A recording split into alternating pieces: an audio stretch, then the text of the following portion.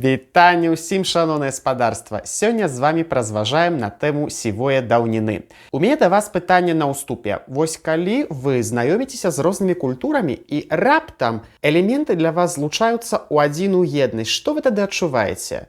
Здзіўленне? Захапленне? А можа, для вас гэта цалкам лагічная з'ява? Тады пагналі!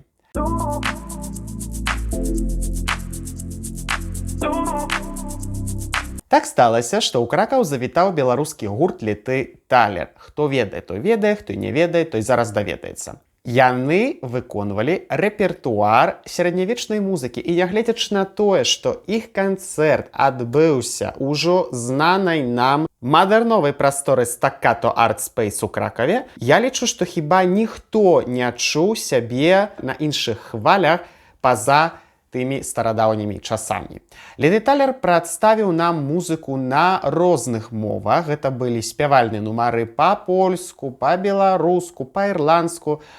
Чаму па-ірландску? Ну, можа, таму, што тады якраз такі прыпаўся дзень Святога Патрыка. Пасля былі танцы!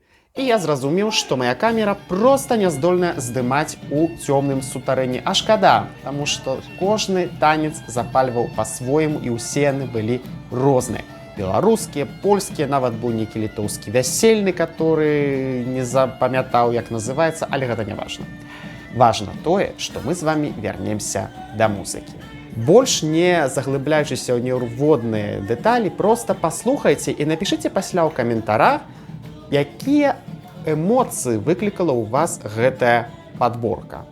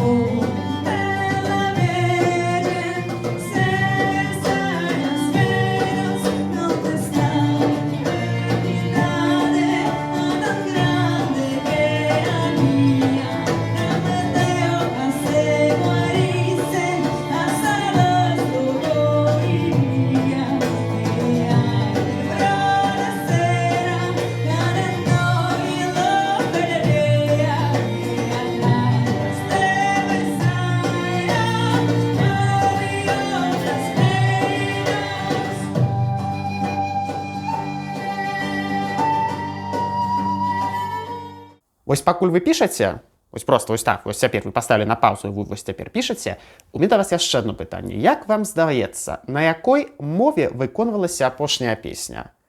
Латынь, іспанская, партугальская. Каханыя, галіцыйска-партугальская мова паспела знікнуць дастаткова даўно, каб вы пра яе нічога не ведалі, таму спакойна ўсё нармальна.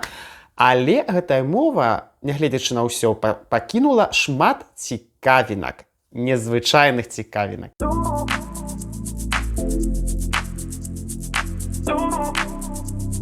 Ну, хаця б, напрыклад, вось такі музычны твор. Ён называецца «Como Poden», паходзіць са зборніка «Cantigas de Santa Maria» de Alfonso X Sabio. Гэта зборнік песняў да Маці Божай, напісаны каралём Кастырыі і Леону Альфонсам X Мудрым яшчэ ў 13 стагоддзі, у тых часах, калі б ні пра Партугалію, ні пра Іспанію мовы яшчэ не было. Але ўжо затое было вялікае княства літоўскае. Так, мы тады ўжо існавалі. Але вось што з гэтымі кантигаш такое цікавае? Ну, напрыклад, тое, што у тагачасным сярэднявечным клімаце хіба найбольш цаніўся з усіх канонаў культ дамы сэрца. Настолькі, што пры належнасці нейкага там слыху, рыфмавальных здольнасцяў, гэты культ развіўся ў трубадурскую лірыку, которая была вельмі распаўсюджана на тэрыторыі тагачаснай заходняй Еўропы. Хвіліначку, мне спытаеце. Вось трубадуры, пра каханне, дама сэрца, а дзе тут пры ўсім Матка Боская? А вось пры ўсім тым, што Альфонс X у сваіх «Cantigas de Santa Maria» абраў менавіта Матку Боскую за сваю даму сэрца, і гэтым ён зрабіў прарыў у тэматыцы, таму што па-за ім так не рабіў ніхто. Аб гэтым уся сімпатычная сітуацыя скончылася б, калі б Альфонс X не прыклаў рукі да яшчэ аднаго выбітнага тренду лірыкі таго часу. Менавіта «Cantigas de Maldesir» або песні «Лаянцы». Так, мае каханы, вам не падалося? Гэта быў такі ж моцны тренд, як і трубадурская лірыка.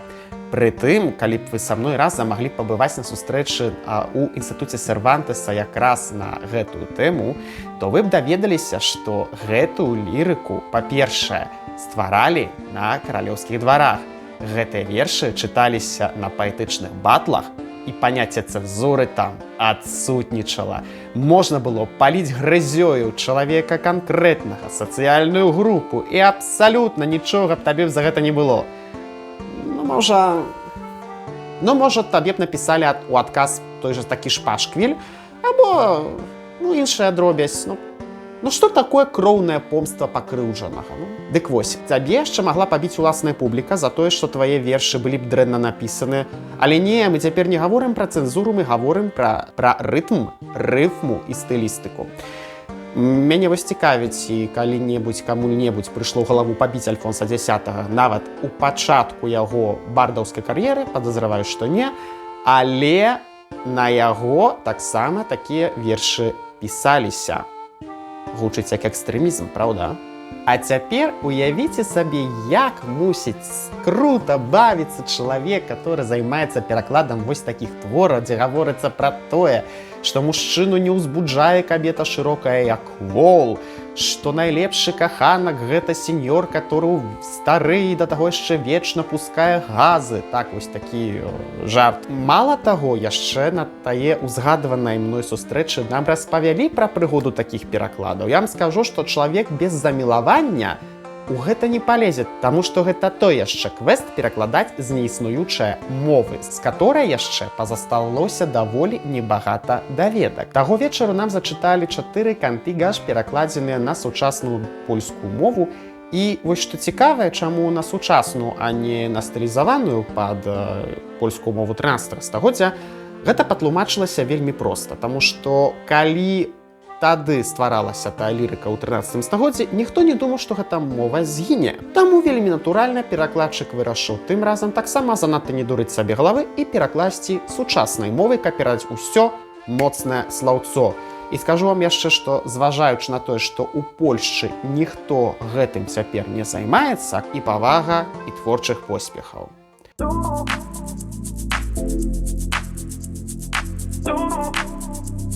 Такім чынам мы можам перайсці ўжо гаворачы крыху пра сучаснасць і зноў вярнуцца да інстытуту Сервантеса. Мінулым разам я вам узгадываў, што гэтая пляцоўка арганізоўвае таксама паказы фільмаў як онлайн, так і стацыянарна. І онлайн-паказы якраз такі уключалі фільмы, узнагароджаны прэміяй Гоя у рэжысёрстве Карласа Саура. Мінулым разам гэта было «Крывавае вяселле», а цяпер фільм «Іберія» з 2005 году. Чаму такая рэакцыя? Ну, напрыклад, таму што гэта яшчэ адна нагода для мяне, каб пагутарыць з вамі тэарэтычна, таму што ў параўнанні з «Крывавым вяселлем» гэты фільм трэба спачатку тэматычна ўвясці. Дык вось, перш за ўсё трэба арыентавацца, хто такі Ізаак Альбэніц, а гэта вам іспанскі адпаведнік Чайкоўскага і Баха разам узяты, легендарная постаць, которая прычынілася да паўстання іспанскай піяністычнай школы і адзін з найбольш крутых піянабояў 19 стагоддзя. Да таго ж яшчэ гэты піянабой заўжды ў сваіх шлягерах выкарыстоўваў элементы фальклору, таму ягоныя творы заўсёды маюць выбітны іспанскі вогністы тэмперамент. Я нават магу даць руку адсекчы, што хутчэй за ўсё ў сваім жыцці вы чулі хаця б адзін яго твор. Маю на ўвазе «Легенда Астуріяш», ці таксама «Легенду Астурыі». Для мяне гэты твор, ён для мяне з'яўляецца парадоксам, таму што назва «Астуріяш» — гэта адсылка да паўночнага рэгіёну Іспаніі. Музыка скампанаваная на базе паўднёвых рытмаў фламенка. Вось дзе можа сустрэцца табе і зямля з небам, а чаму б не? А заўжды можна. Але «Іберія» сам па сабе як і фільм, і як аднаіменны канцэрт Ізаака Альбэніца — гэта калаж Іспаніі. Калаж музычны ў выкананні Ізаака, толькі рэжысёры вырашылі пайсці крок далей і да кожнага нумару даць харэаграфію, которую выконваюць танцоры першага класу. Проста выбітныя зоркі танцавальнай сцэны Іспаніі. Гэта ўжо заўважальна на першых кадрах. Гэты фільм вельмі музыкальны, вельмі эстэтычны, захапляльны і апавядаецца выключна мовай музыкі і цела, таму барабанны дроб. Добрая навіна такая, што для яго таксама не патрэбныя веды іспанскай мовы. Да таго ж, калі вы яшчэ любіце жанр трылер, то там будзе нешта для вас таксама. Падагульняючы, вельмі сардэчна раю да агляду гэты фільм.